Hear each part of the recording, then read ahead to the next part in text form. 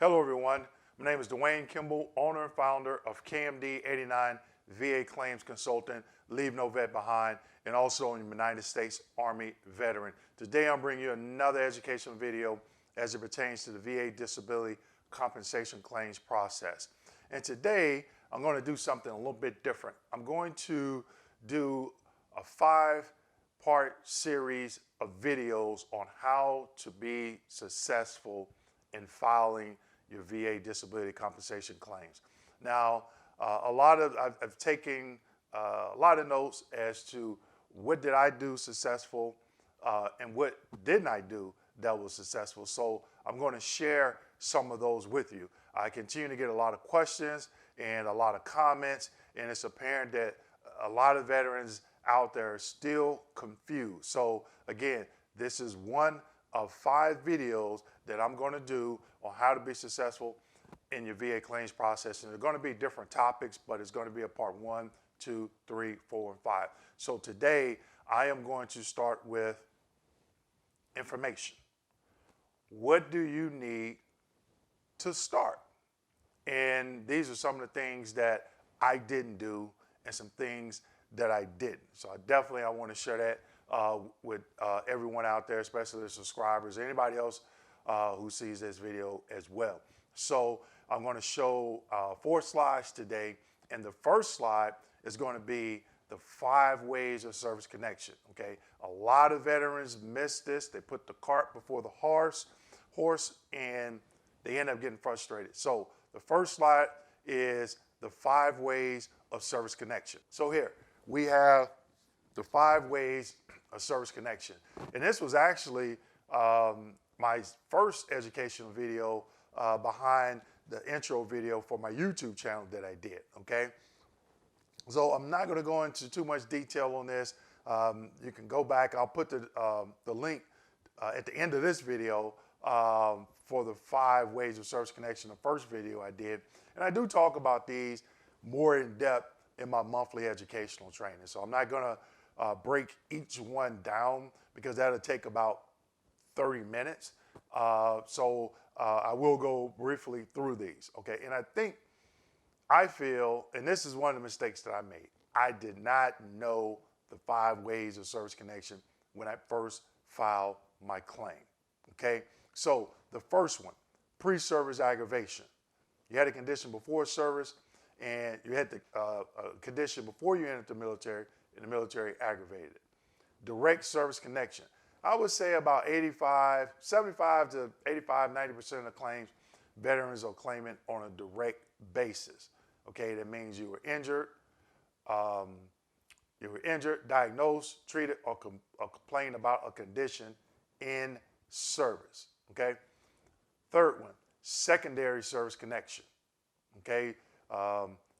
Another condition, a service-connected condition has caused you to have something else, issue or another condition.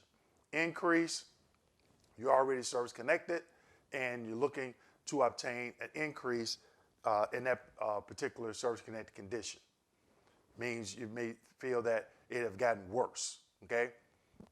Number 5, presumptive. There are several presumptives. Now keep in mind about presumptives. Presumptives, they're regulation, well, there's references and regulation for all these, but as it pertains to presumptive, Agent Orange, you know, is locations, certain MOSs, and during a specific time frame. So keep that in mind. Got your 1-year presumptive, 3-year presumptive, 7-year presumptive, Gulf War undiagnosed illness presumptive, Camp Lejeune contaminated water presumptive. And as it pertains mainly to Agent Orange and Camp Lejeune, there's actually only certain conditions that you can claim, okay? And there's regulations on that, and that'll be 38 CFR 3.309, okay? So why is this important? If you sit down and you think about everything that you want to claim for service connection, you have to make sure that it falls under one of these 5. Okay, that's the starting point. And that's what I didn't do. And you hear me talk about in some of my other videos, you know, someone the first day of training, as a rater, and someone said, hey, a second day, maybe second, third day. I think it was second day. And they said, oh, you're a veteran. I said, yeah, I'm a veteran. Are you service connected? Nope, you're not. And first question I did ask, what can I claim? I'll just claim everything that hurts. Okay, you've heard me talk about that many times before in many of my other videos. Never once was it, oh, think about the stuff that you want to claim under the 5 ways of service connection. How do you relate that somehow to the military? That was mistake number 1. By the end of the week, I knew that I wasn't going to get service connected for half those. So one thing you want to do, sit down and think about what these conditions are and where do they fall under the 5 ways of service connection. Okay, that's the starting point. That I feel anyway. Okay, that's the starting point. That's where you need to build your foundation.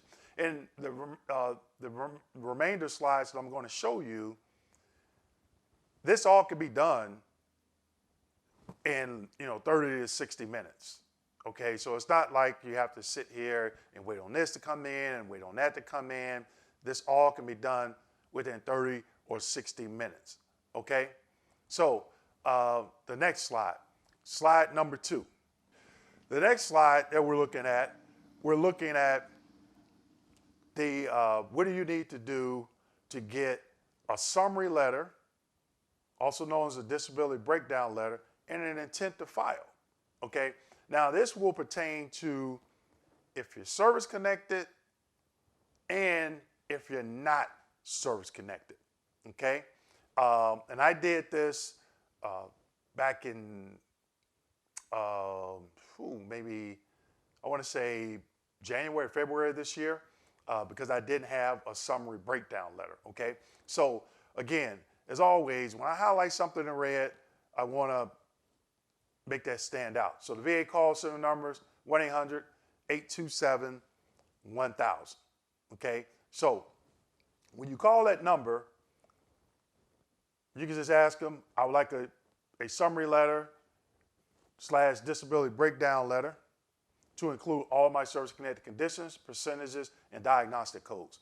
So you could find the service-connected conditions and the percentages on e-benefits, but you don't have the diagnostic code.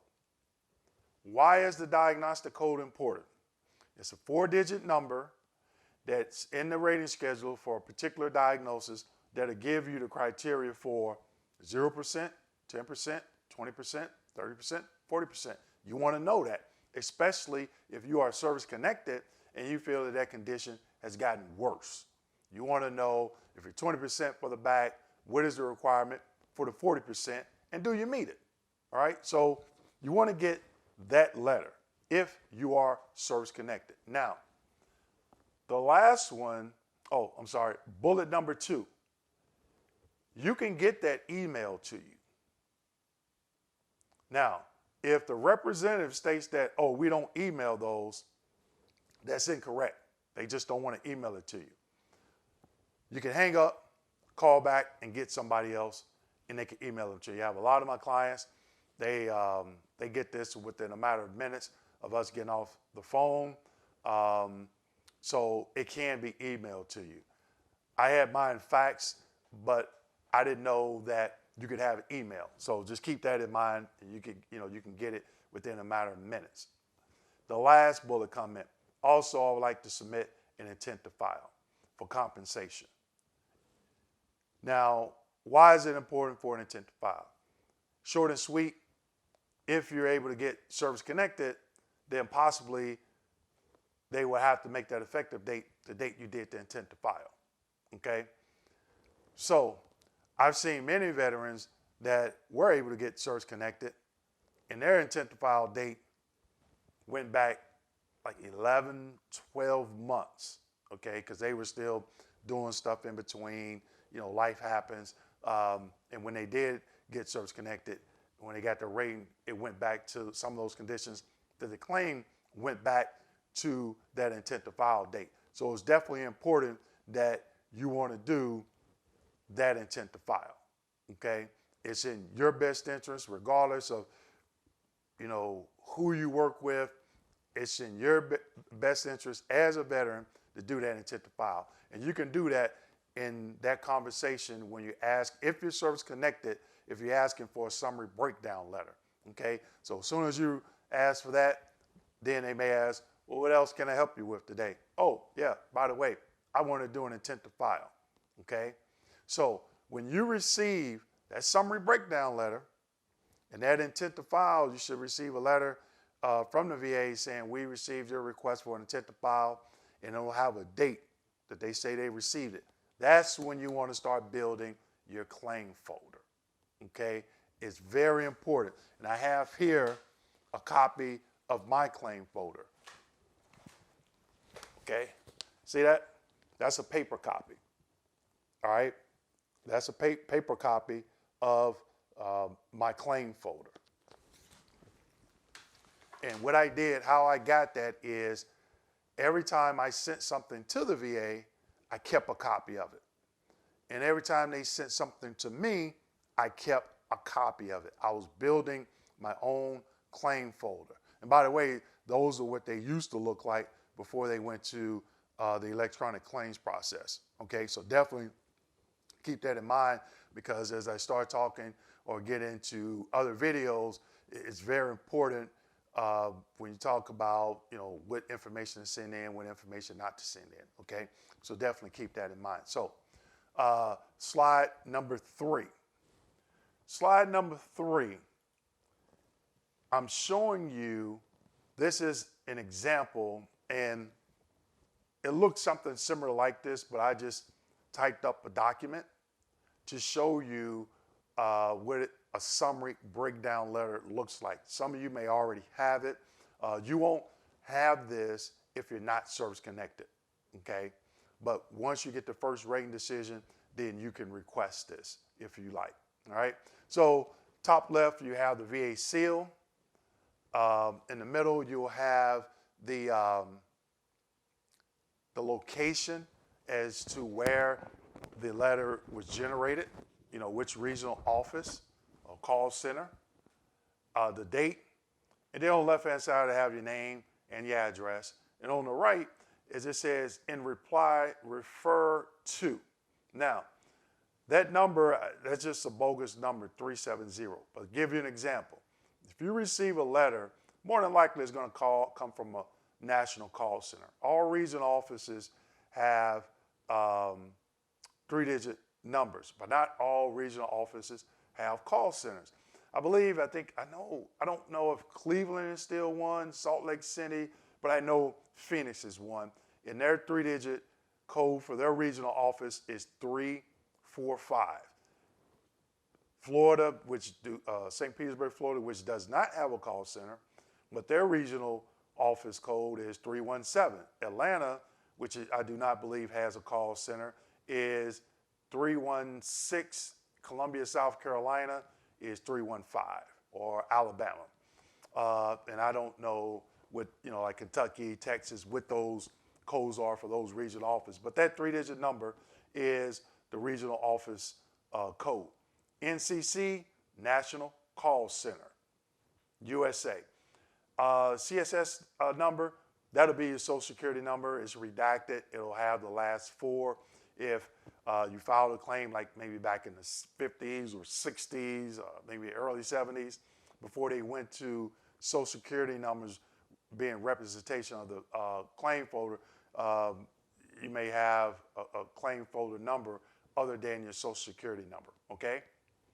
And then you go down, they'll say, Dear John, Jane Doe, and reply to your request for a statement verifying your service-connected disabilities. This is what it looks like. So you have the percentage, the disability, and that diagnostic code. The diagnostic code is key. In my monthly educational training, I go really in depth, giving you examples, pointing out certain conditions, diagnostic codes, talking about some of the terminology and some of those evaluation criteria within the diagnostic code. That's key, because once you have that, then you can go to the rating scheduler and see exactly the criteria. So if you're thinking of filing a claim, and I just put these disabilities down here as examples, but if you're thinking about filing a claim for PTSD, you can go and look at Google Diagnostic Code 9411, and it'll show you in the rating scheduler the criteria for 0, 10, 30, 50, 70, and 100% migraines. Diagnostic Code 8100, it'll show you the criteria for a 0, 30, 50, lumbar strain, 5237, and also 5237 is the same for neck strain or a particular neck condition, all right? So 5237 will show you criteria for 0, 10, 20, 40, and 50 if you have ankylose or unfavorable ankylose. And then hearing loss 6100, that's based on a hearing test. So when you see that, you'll see like a graph and the thresholds, different megahertz and the thresholds and what the requirement is there. But it's based on hearing, okay? A hearing test, I'm sorry. And then you have at the bottom left the combined rating, what your overall rating is. Now keep in mind, this is 80%. So that doesn't mean you fall right at 80%. What that means is you fall between 75, which they have to round up to 80, to 84%. Once you get to 85, then you jump to 100. Once you get 95, once you pass 94% and hit 95%, now you're 100%, okay? So that's how that works. So you would fall somewhere, if you're 80%, actually with this example here, the veteran would be 75%. And the VA will have to round that up to pay a monthly compensation of 80%.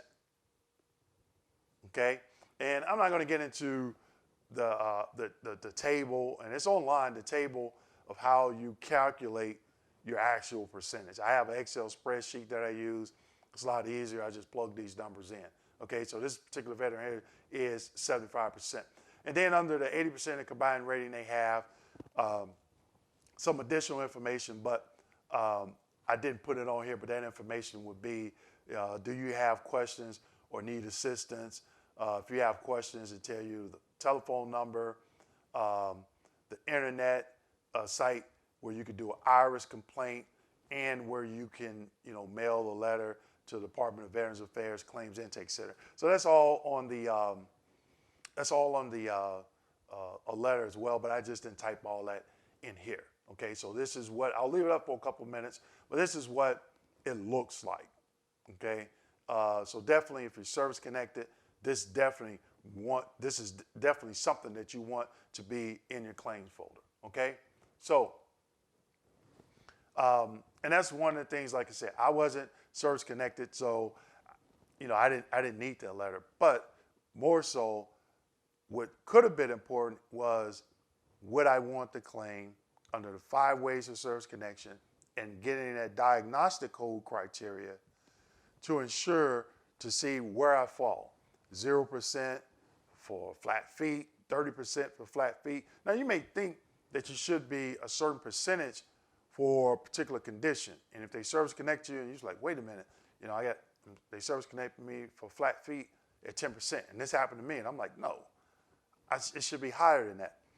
I went to the rating scheduler, looked under that 4-digit diagnostic code, and I was like, okay, what is my next move? And at that time, that's when DBQs were coming out, okay? And I had a podiatrist, I took it to him, and he completed it, and he's like, yeah, based on this, you wanted 50%. I don't know why at your CMP exam that I had a copy of, that's in my claim folder, my CMP exam, I have all of them in here. I got my STRs, my military personnel records, all my NCOERs, everything in here, down to the first claim that I filed. I even got them tabbed, okay? So he looked at all that, completed the DBQ, submitted it, and I got the increase. But it started with the diagnostic code, that criteria, okay? So the last slide I'm going to show you is, this slide is, how do you get a copy of the claims folder that I just showed you? And this is what I did.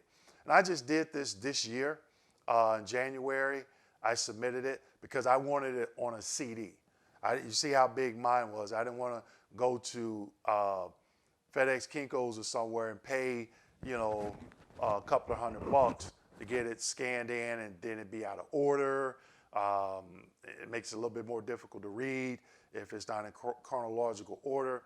So I requested a free copy from the VA, and this is what I did. And I'll put this in the description section of the video. And yeah, and keep in mind, when I do a video, I put a lot of stuff in the description section, and people still ask me questions, but it's in the description section. So make sure you look at that, okay? There's a little button down there you can say, click on it, says show more, and it'll give you everything that I listed in the description section. So I'll put this in the description section, and actually it's in all my videos in their description section as well, okay? So the first thing, here's the link of how, on the form that you need to put this verbiage on to submit to the intake center. And it's a VA form 21-4138. Pretty much a simple form, a blank form, where you can write a personal statement. It's like 2 pages long, but it's pretty much a blank form where you can add a lot of information, okay? So what I put on my form was, I would like a copy of my entire claims file to include all service treatment records, personnel records, DD-214, and rating decisions, to include code sheet and any compensation and pension exam from the VA and any third-party contractors. The entire electronic claim folder on CD, and here's the address where you can fax it and you can mail it. Now, like I said, I submitted mine back in the first week of January, and I got a letter saying that they received my request. This request is also referred to as a FOIA request, okay? So unlike a summary letter, which you can get immediately, in order to get an entire copy of your claims file, you got to submit a FOIA request. This is a FOIA request to the VA to get a copy of it, all right?